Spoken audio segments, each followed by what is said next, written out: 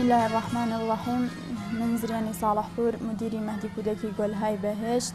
مهدي قرآني قولهاي بهشت. اما بيج اوي ايركانا من بيد مؤسسة قرآني نور اليقين من بو لصالي نودو فعاليتي اوي من دست بكرد لوي كان چونك آموزشي منالا كان من بو لسي سال بروسر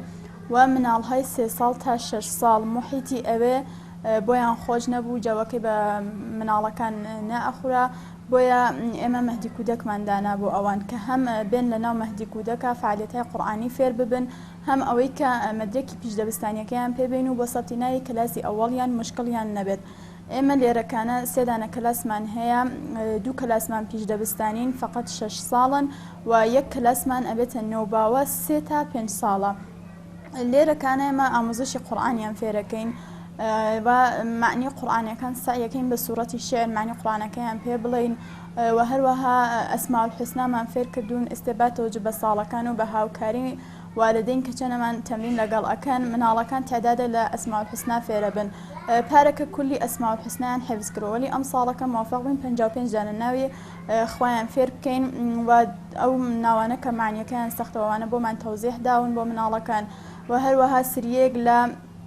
ئادابی دەستنوێژ و نوێژکردن من فێر کردوون لێرە مناڵەکان فێری جەماعەت بوون بردوومانن بۆ مزگەوت فەزای مزگەوتیان بینی و لەوێکانە دەستنوێژیان گرتووە نوێژی جەماعەت مامۆستا نوێژی جەماعەتی بۆ کردوون و هەروەها ئادابی چوونە مزگەوتمان فێر کردوون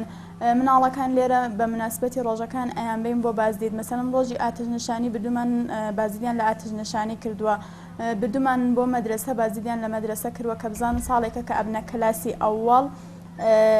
ساڵێکە کابنە کلاسی ئەوەڵ ئەبێ بێنە هەمچین محیتێکەوانە ئادابی مەدرسە چوونمان فێر کردوون لێرە پیش دەبستانی ئێمە سەیەکەین مناڵەکان لەسەر پێی خۆیان بێسن و ئامادە ببن بۆی بچنە کلاسی ئەوەڵ وانە لێرەکانە فەقە خەریکی کایە ببن و هیچ کارێ نەکەن لێرە تا حەدی خۆیان سەختیان لێگیرێت کامڵان ئامادە بن و هەروەها ئێمە چونکە لە ژێر نەزەری بێزیستیان بێزیستی خۆی کتێبهایەکدانێ بۆ ئاموزش و ڕێوەکو ڕیاضی علوم ئاواشەناسی لە حەدی ئەوەی کە مناڵەکان ئاشنا ببن نەگەوەی کە بڵم خوێندنەوە و نووسین جوان فێرە بن ولی لە حەدی ئاشناییە فێرە بن کە بزان ساڵێکە جەژنە مەدرسە کتێبیان ئەبێت و هەروەها مەهدەکانی کە فعالیتی قورئانیان کەمترە بە نسبەت ئێمە چونکە مەهدی قورئانین 80% فعالیتەکانمان قورئانیە و 20% شێبێتەوە فعالیتەیە کە مەهدەکانی کە ئەیکەنیانی وانە شتێکی لە مەهدەکانی کە کەمتر بێت فقط شتێکی زیاترە هەروەها تەواشیحمان فێر کردوون تەواشیحایەکی قورئانی کە سادە بێ بۆ مناڵەکان فێر بوون ئایەت الکورسی فێر بوون نزیک 12 سوڕەیان حفظ کردووە مناڵەکان قل أعوذ برب الناس مالك الناس إله الناس من شر الوسواس الخناس الذي يوسوس في صدور الناس من هزيمة الناس بسم الله الرحمن الرحيم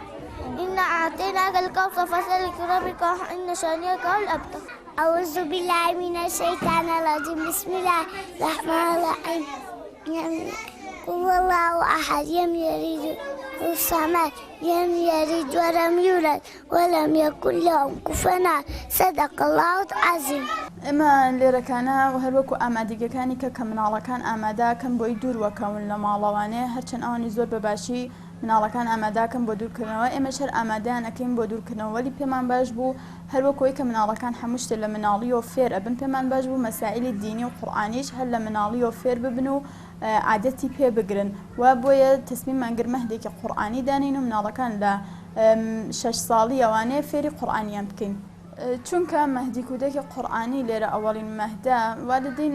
خەڵک ینی دایک و باوک زۆرتر وا ئەزانن فقط بۆ ئاموزشی قورئانە و مناڵەکانیان ئامادە نابێت بۆ پیش دەبستانیانەوەی کە دوای کە بیان بەنە مەدرسە بە مشکل بەرەخۆن بۆیە زۆر پیشوازێکی ئەنچۆنانی لێ ناکرێت فعلەن زۆر جوان جێ نەکەوتووە حتا چون والدین خەبەریان وەگەنە ئامۆژپەروەریش کەسانێک کە قورئانیان خوێندبێت و گەواهی قورئانیان بێت بۆ مەدرسەی شاهێد کە مەدرسەیەکی نمونەیە ڕاحەتر قبولیان ئەکاتووە ئیمتیازێکیان پێدات بە خاطرێ و گەواهی قورئانیە کە هەیەە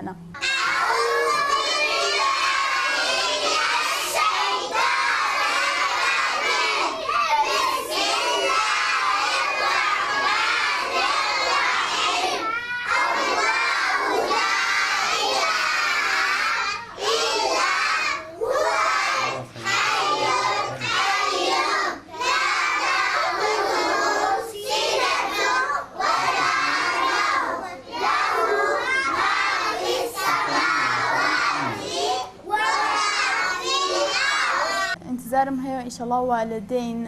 چونکە ئیتر ئەمە ئیسلامە دینمان و مسلمانین ئینشاءڵڵا هەم ئەوەی کە مناڵەکان ئامادەکەن بۆ پێشدەبستانی هەمەوەی کە بواری دینیشیان فێر بکەن. مناڵەکان لێرەکانە شتێکی زۆر فێر نابن فقط ئاشنا بن لەگەڵ دینەکەمان و چەند سوورەیەکی قورئان حفزەکەن فشارێکی ویان لەسەر نیە ئینشاءڵڵا کە والدەین لێی نەترسن و مناڵەکانیان بێن و مطمئن بن بۆ مەدرسەش مشکڵیان نابێت و حتمما سەبتیناویان ئەکەن بۆ مەدرەکی پێشدەبستانی ئێمە پێیان دەدەین.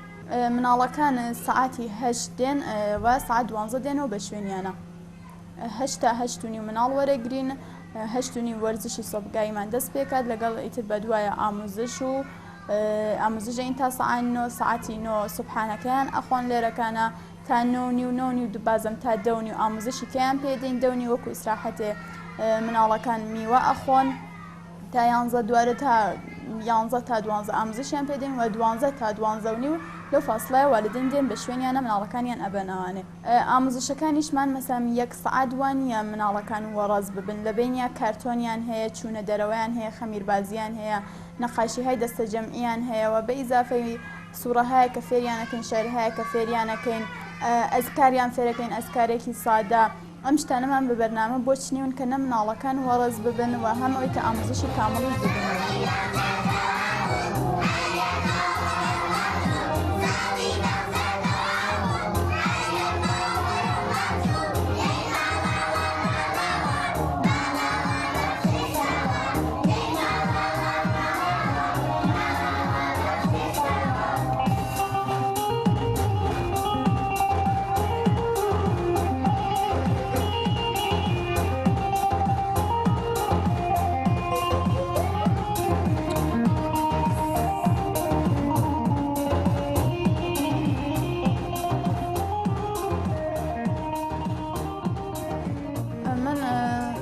سپاسم بۆ ئەوڵ نەفەر باوکی عزیزمە کە سەرمایی واقعان قسەتە اختیار ئێمەوانێ مەکانی بۆ بەکرێگرتوین و خەرجیەکانی ئەکێشێت هەرچەند ئێمە هەزینەیەک لە والدەین وەرەگرین وەلی واقعانە و هەزینەی کە لە والدەین وەرەگرین فقط کەفافی ئەوەندا بێمە پوڵی مڕەبی و بیمەکانیان بۆ واریزکەین. واقعان مەهدی کودەک هەزینەهایەکی زۆری کەی هەیە کە ئێمە باوکم لەوەیە پشتیوانمان بۆ واقعان من سپاسی یەکەم و هەروەها لە مڕەبیەکان کە واقعان لێرە زەحمە دەکێشن هەر مڕەبیەک سەرۆکاری لەگەڵ 20 مناڵ هەیە لێرەکانە زۆر ماندوو ئەبن پێیانەوە هەروەها مڕەبیهایەکی جیاوازیشمان هەیە بۆ کلاسای فەوقە بەرنامەیان کلاسی نەقاشیان هەیە کە مڕەبیەکی جیاواز دێت لە تووری هەفتە 1 ساعت کاریان لەگەڵەکەوە فێری نەقاشیانەکە و مڕەبیەکی کەشیان هەیە بۆ ژیمناستیک کە دێ لێرە وەرزش فێری مناڵەکانەکات و ژیمناستیکیان فێرەکە و هەروەها لە ئاشپەزی ماندوومان کە واقعان ماندووە و هەموو بەیانێک بە ساعتەوە غەزای 40 نەفەر مناڵ ئامادەکات. من تەوسیم بۆ کەسانە ئەوەیە کە توانایی ئەویان هەیە مەهدی کودەکێک دانێت بین بەجێتەوەی کە مەهدێکی عادی دانین و مناڵەکان وەختیان بە شت هەیەکەوە کە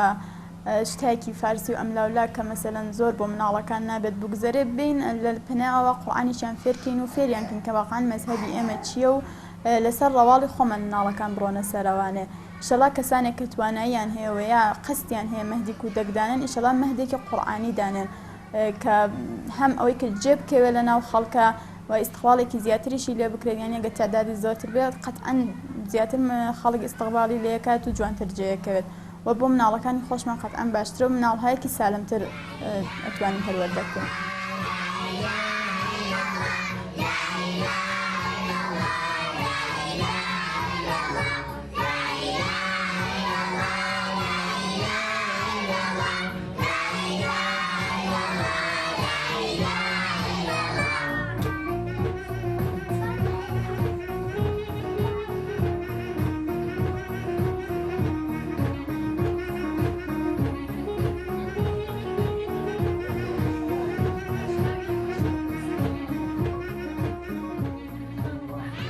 ئێمە با تۆجە بۆی کە لە مدیرانی مەدارسەوە بیستمانەتەوە وەها خۆمان موەسسەی قورئانیمان هەیە و مناڵەکان دوای دێنەوە بەردەستی خۆمان واقعان ئەمە بۆ تعریفە لە مەهدەکەی خۆمان ناڵم وەلی واقعان من مدیرانی مەدارسێکم دیوە بێ ئەوەی بزانن ئەم مەهدەی ئێمەیە تعریفیان لە مناڵەکان کردووە کە کتویانە فڵان مناڵ لە مەهدی گۆلهای بەهێشت پیشدەبستانی بۆ واقعان زۆر ئامادە بۆ کلاس ئەوڵەکەی واقعان ئێستا هیچ زەحمەتێکی نییە بۆ مناڵک بۆ معلیمەکەیان چونکە ئامۆزشەکان ئەگەر لەگەڵ قورئان ئەبێت و ئادابی قورئانیان فێرکەین قەتعەن مناڵهایەکی سالمتر بەوجود دێن. بۆیە واقعاً داوا لە ئەو کەساناکەم کە تواناییان هەیە لە تەواوی ئوستانەکان و شارەکانە ئێمە ئەگە حدی ئەقل کەمەکەمەکەی مەهدی کودکێکمان بێت، چونکە ئێستا ئەستانی کوردستان بە هەمیو سێدانە مەهدی قورئانی هەیە. ئەگەر زەحمەت کێشن ئەو کەسانی کە تواناییان هەیە واقعاً ئەم مەهدانە زیاتر بکەین لە توولی ئوستان و لە تەواوی شارەکانیشە. سلام مناڵەکان، باشن؟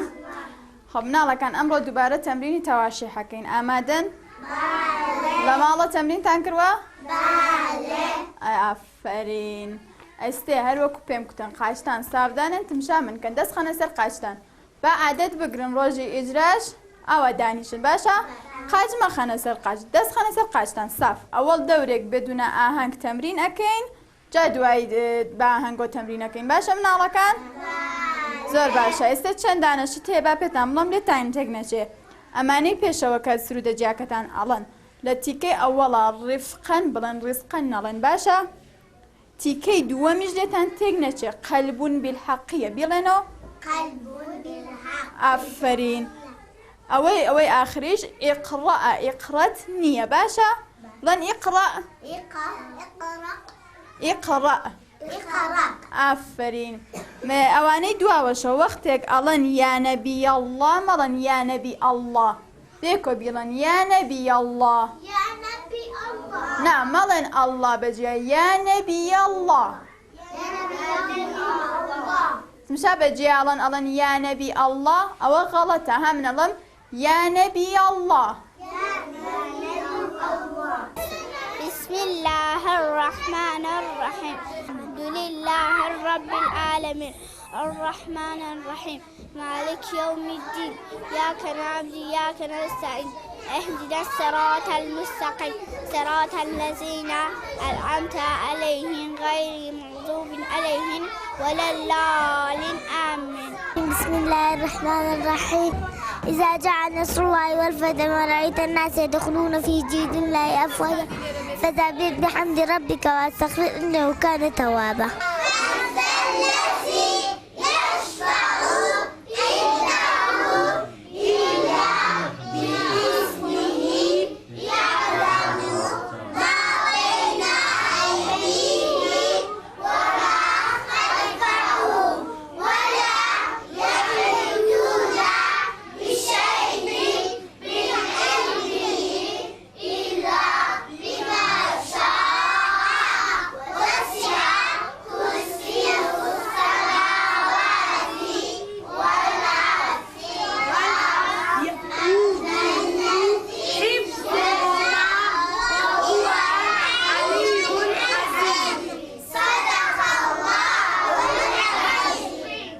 كديروا الله قال شو قرين من جوري توا يفرنا واستخروا آيتي أقول لا دروا الشهر يما أو ما أمس كده أنا الشارع أمس لقانا دي وصلك أمس لقانا دي وصلك بمس لقانا أو بس العدي تدروا أما بيزنية فقط جودنا ما هي بو أواكي مكاري خراقي بو بيزنا بيز كينو ببستيوا لا يكسانيا أي بستي أو أي بستي أم سرشي سرناوزن ليرن سرشن قوي بعد مشان قوي أي بيازي بسرعتي تكزول وسرعتي وهايا كتيغي مالي كيف نكين يا سقفي كيف نكين سرعتي وهايا أبي دون نفر